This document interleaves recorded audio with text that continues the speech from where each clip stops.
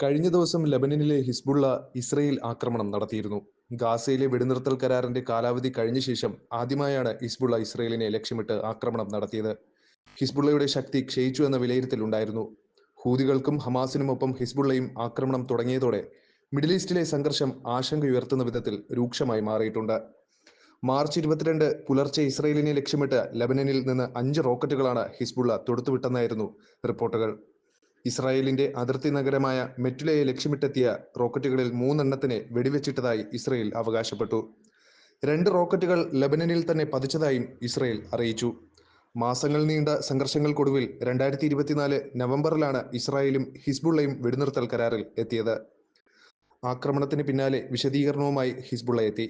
Rocket ആക്രമണത്തിന് പിന്നിൽ തങ്ങളല്ലെന്നാണ് ഇറാന്റെ പിന്തുണയുള്ള ഹിസ്ബുള്ളയുടെ പ്രതികരണം.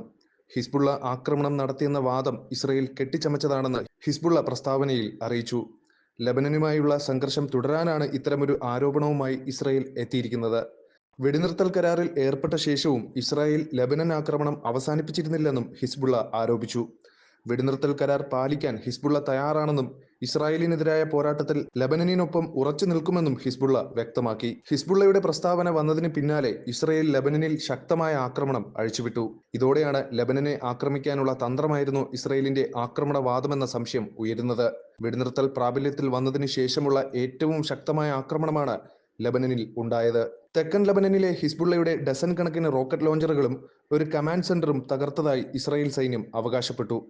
വ്യോമാക്രമണത്തിൽ ഒരു കുട്ടി ഉൾപ്പെടെ 7 പേർ കൊല്ലപ്പെടുകയും 40 പേർക്ക് പരിക്കേൽക്കുകയും ചെയ്തതായി ലെബനൻ ആരോഗ്യ മന്ത്രാലയം അറിയിച്ചു. ആദ്യമുണ്ടായ ആക്രമണങ്ങൾക്ക് മണിക്കൂറുകൾക്ക് ശേഷമാണ് ലെബനനിലെ കമാൻഡ് സെന്ററുകൾ, അടിസ്ഥാന സൗകര്യ സൈറ്റുകൾ, ആയുധ സംഭരണ കേന്ദ്രം എന്നിവയുൾപ്പെടെയുള്ള രണ്ടാമത്തെ ആക്രമണ പരമ്പര നടന്നത്. ഹിസ്ബുള്ള സഖ്യകക്ഷിയായ ഹമാസിനെതിരെ ഇസ്രായേൽ ആക്രമണം ശക്തിപ്പെടുത്തിയതിന് ദിവസങ്ങൾക്ക് ശേഷമാണ് ലെബനനിൽ ശനിയാഴ്ച റോക്കറ്റ് ആക്രമണം ഉണ്ടായത്. വടക്കൻ ഇസ്രായേലി പട്ടണമായ മെതുലയിൽ 3 റോക്കറ്റുകൾ തടഞ്ഞതായും ആളപായമൊന്നും ഉണ്ടായിട്ടില്ലെന്നും ഇസ്രായേൽ സൈന്യം വ്യക്തമാക്കി. ഇതിൽ ഹിസ്ബുള്ളയ്ക്ക് പങ്കില്ലെന്നും വെടിനിർത്തലിൽ അവർ പ്രതിജ്ഞാബദ്ധരാണെന്നും ലെബനനും അറിയിച്ചു. തെക്കൻ ഭാഗത്തുള്ള 3 റോക്കറ്റ് ലോഞ്ചറുകൾ പൊളിച്ചു മാറ്റിയതായി ലെബനൻ സൈന്യം പറഞ്ഞു. ആക്രമണത്തെക്കുറിച്ച് അന്വേഷണം ആരംഭിച്ചതായി രാജ്യത്തിന്റെ പ്രതിരോധ മന്ത്രിയും വ്യക്തമാക്കി.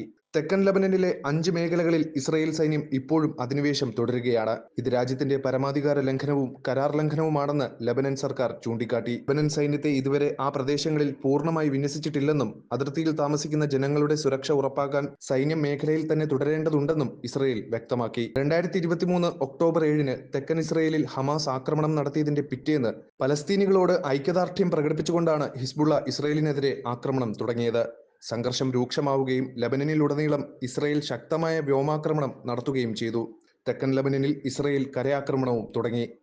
ആക്രമണത്തിൽ ഏകദേശം 4000 പേർ കൊല്ലപ്പെടുകയും 1.2 ദശലക്ഷത്തിലധികം ആളുകൾ പലായനം ചെയ്യുകയും ചെയ്തു.